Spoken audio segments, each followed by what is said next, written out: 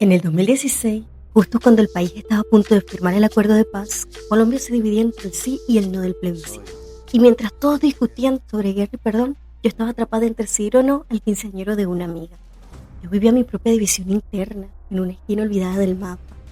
Riohacha, La Guajira.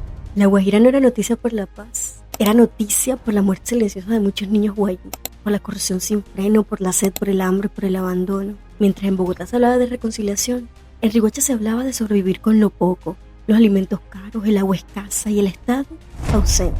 La crisis en Venezuela nos atravesaba como un cuchillo invisible. Cada día llegaban más migrantes cruzando la frontera por Paraguachón, con los bolsillos vacíos, las miradas rotas, pero ilusionadas. Todo estaba más caro, la comida, el transporte. En mi casa, que siempre fue de abundancia, empezaron a faltar las cosas. Y a lo lejos, solo se escuchaba a mi mamá decir la frase esperanzadora que nos daba resistencia a todos: mejores tiempos vendrán. Yo no entendía mucho del petróleo ni del bolívar, pero sí veía que en la calle había hambre. Mientras tanto, en televisión hablaban de una paz que no todos querían.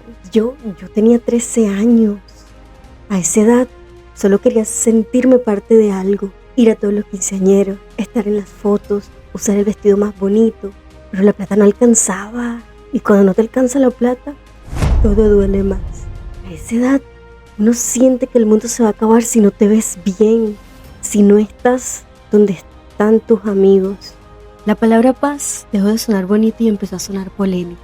Algunos decían que habían que perdonar para seguir, otros que eso era traición. Sin darme cuenta, estaba creciendo en un territorio que me enseñaba con crudeza que la vida no es justa, que el criterio propio y serle fiel a tus ideales es la única herramienta cuando no te queda nada. De pronto estás realizando tus tareas y en la tele solo hablaban de guerra, de sangre, del sí o el no. El país se debatía entre el perdonar o seguir odiando. Yo escuchaba discusiones de adultos y profesores, vecinos. La mayoría de los que decían no a la paz nunca habían pisado un pueblo de esos donde llovía plomo. Nunca se les había perdido un familiar por culpa del conflicto.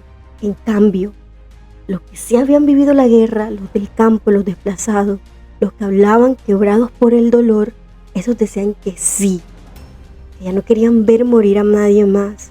La gente en las zonas más golpeadas por la violencia quería decir que sí a la paz. Eso era lo que yo entendía cuando veía las noticias. A los 13 años, entendía que ellos estaban cansados de ver sagrar a sus pueblos, cansados de enterrar hijos, esposos, padres, cansados de no vivir. A los 13, yo era esa mezcla rara entre la vanidad de la adolescencia, de querer vivir, y el inicio de una conciencia social